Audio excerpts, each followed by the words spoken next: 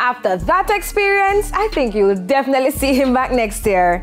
Let's go into the Intense 5. Miss Rona and Poppy's chain. No, sir, you gotta love her. Poppy, Miss Rona can do no wrong, okay? None. Chris Breezy, aka Chris Brown, dancing to Wop Wop in the club.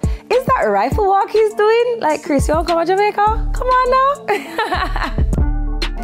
After 2 years of rumors, Ragging King has confirmed that he is paralyzed after the shooting, but he's holding strong and has started therapy, which, by the way, is the name of his new album. Stay strong, Ragging.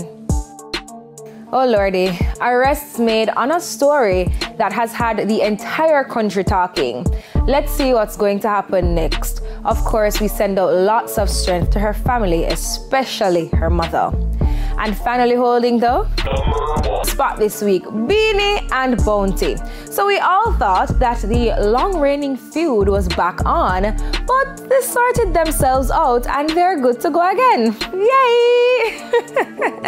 I feel like it's just because of it kind of not easy, you know, but it was a good stunt. That's it for the Intense 5 tonight. Remember to follow us on IG at TVJ Intense. Up next,